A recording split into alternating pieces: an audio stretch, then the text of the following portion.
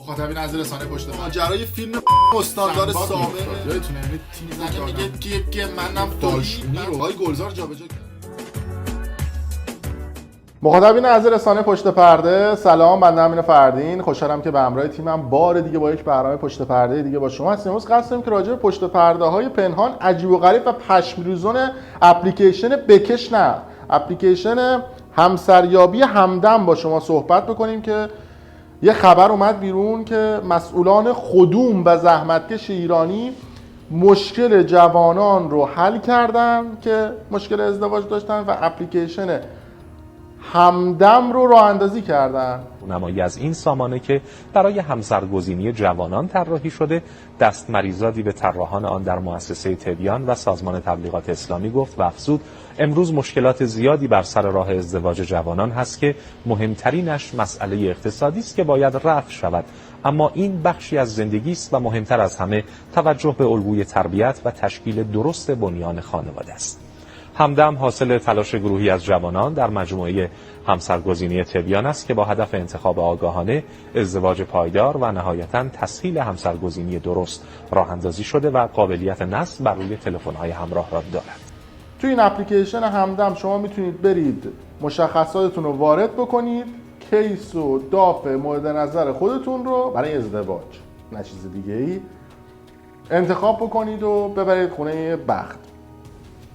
البته نکته‌ای که وجود داره این هستش که این مسئولین اشکول و مسئولینی که خیلی ادعاشون میشه که یه همچین اپلیکیشنی راه اندازی کردن نمیدونن که با مشکل جوانها در حال حاضر این اپلیکیشن ها نیست. جوانها خودشون میتونن برن برای خودشون در داف و دوست دختر و دوست پسر پیدا بکنن. همشون هم ماشاءالله 2-3 تا دارن تو ایران.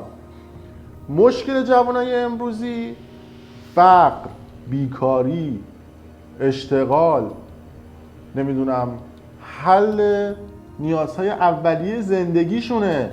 مسئله مردم، اصلی مردم فضای مجازی و سیاست خارجی و ارتباط با این دولت و اون دولت نیست. مسئله اصلی مردم چیزهای دیگه است.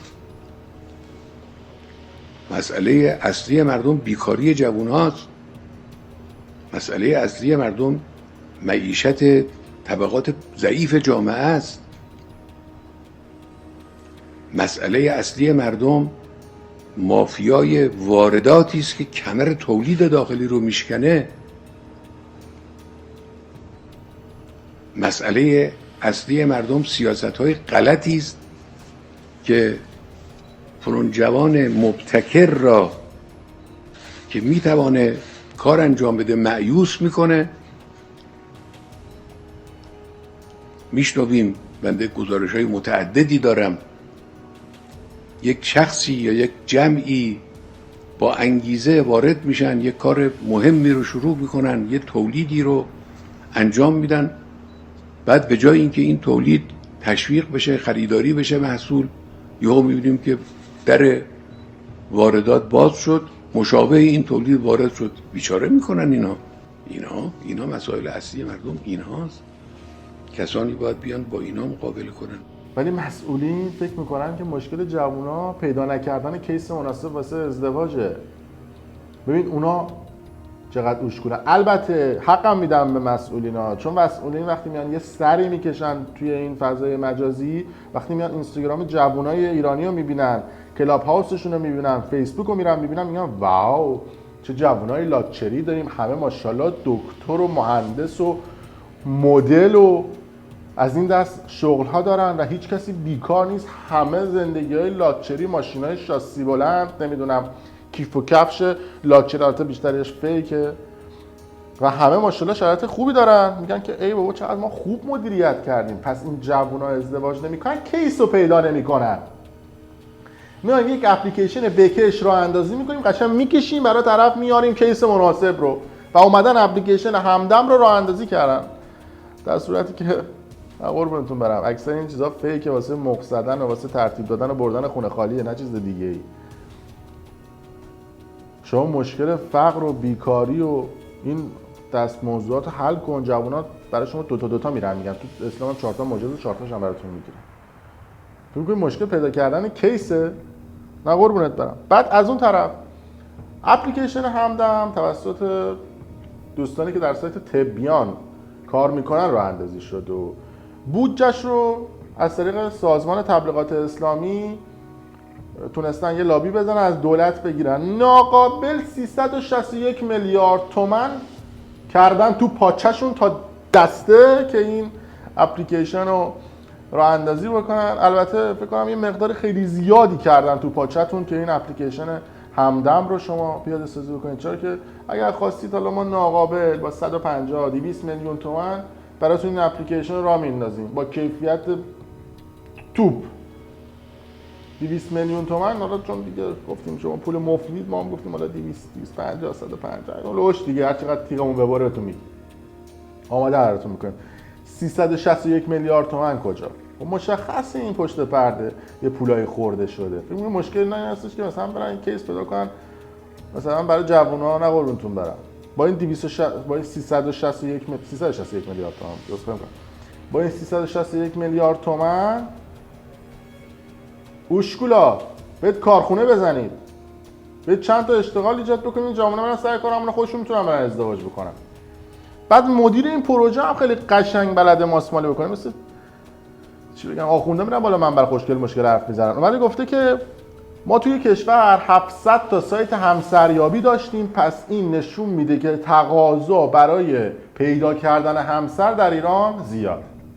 یا احمقی رو برده همچین تحلیلی رو کرد. آخه قربونت برم، اولا اینکه 60-70% این سایت های همسریابی که کلاهبرداری هستن، نمیدونم توشون میگن صیغه ساعتی و نمیدونم همسرتو پیدا بکنیم، از این چرت و پرتا پول ازت میگیرن، چون غیر قانونی و زیرزمینی هم هستن حسابتو میبندن یا اصلا بلاکت میکنن، هیچ هم توفم کف دستت نمیندازن.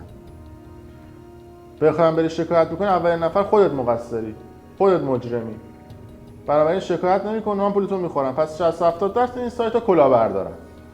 اون 20-30% بقیه‌اش هم قربونتون برم میرن داخل این سایت‌ها دختربازی و دافی و کیسی و پیدا بکنن ترتیب بدن. آنچنان تو این سایت‌ها نمیرن خودشون رو خسته بکنن برای اینکه همسر پیدا بکنن. خواهشاً چرت و پرت نبافید. هرچند گفتن که این اپلیکیشن زیر نظر پلیس فتا، قوه قضاییه و وزارت ورزش جوانان، یعنی شما هر غلطی تو این سایت بکنید، یعنی یه سلام کج و ماوج هم بگید تحت رصدید، یعنی نمیتونید لاست بزنید، نمیتونید کاری بکنید، رک میگم هیچ کاری نمیتونید بکنید، میگیرن خشتکتون رو پرچم میکنن. بعد باید برید چون بگیر باشید، یعنی اگه اونجا برید مثلا لاس خشکی و اینا بزنید بخواید مثلا طرفو بپیچونید درنتو سرویس میکنن، به زور مچتو میگیرن میگن بعد طرفو بگیری. بعد از اون طرف امکانات دیگه هم دارن که مثلا پولیه، مثلا شما کیس خوشگل‌تر بخواید، بالتر بخواید، اونجا پول بیشتری بدید که کیسای بهتر رو بهت معرفی کنن. این فیلترهای بال تو این اپلیکیشن گذاشتن. هرچند یه نکته مثبت هم داره، الان بعدیشو گفتیم خوبش هم بگیم. تو این اپلیکیشن خبر از اطلاعات و آمار چوسی و فیک نیست. یعنی شما مثلا اونجا برید من دکترم، مثلا من دکترا دارم، مثلا من مدیر هوافضایی مثلا فلانجا. ما تو این اپلیکیشن کلاب هاوس که نصب کرده بودیم ماشاءالله همه دکتر و مهندس و کارمند گوگل و مدل بودن، یعنی بیکار و علافشون فقط ما بودیم.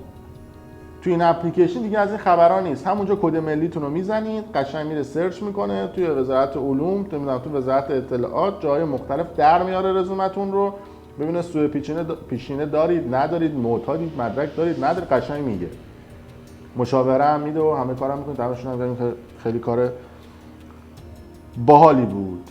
هرچند با این وضعیتی که ما داریم پیش میریم، فقط این اپلیکیشن ها و این چرت و پرتا رو راه اندازی میکنن که یک پولی بزنن به جیب، به جای اینکه یه جای دیگر رو از ریشه درست بکنن، از آخر به اول میان به جای اینکه از اول به آخر برن. مثلا به جای اینکه تو جامعه فرهنگسازی بکنن میان فیلتر میکنن، به جای اینکه توی جامعه آموزش بدن میان واسه خودشون راههای دره دزدی و از این دست حرکات رو راه میندازن. الان من پیش بینی میکنم سیستم آموزشی داخل ایران تا 15 سال آینده به نابودی مطلق میرسه و تعداد افراد بی سواد در طول 5 سال تا 10 سال آینده به شدت افزایش پیدا میکنه.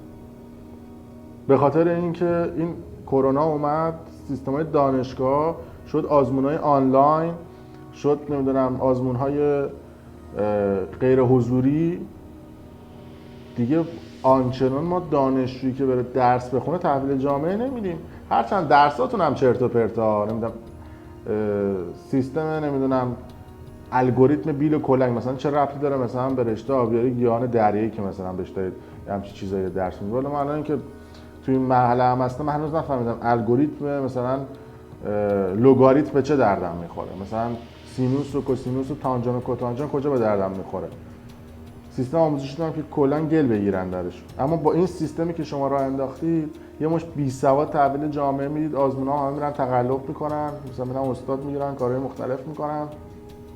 اونم از اون طرف. حالا وایسید یه 5 سال 10 سال دیگه نتیجهش رو میبینید. و نکته آخر این که بازم تکرار میکنم، مشکل جوونا پیدا کردن کیس مناسب واسه ازدواج نیست. مشکل جوونا فقر و بیکاریه و مشکلات اقتصادی که توی مملکت ایران وجود داره. برید اونا رو درست کنید. در هر صورت مرسی که تا این لحظه با ما همراه بودید. ممنون از شما. اگر دوست داشتید واسمون کامنت بذارید، ویدیو لایک کنید و برای دوستان خودتون به اشتراک بذارید. ممنون از شما.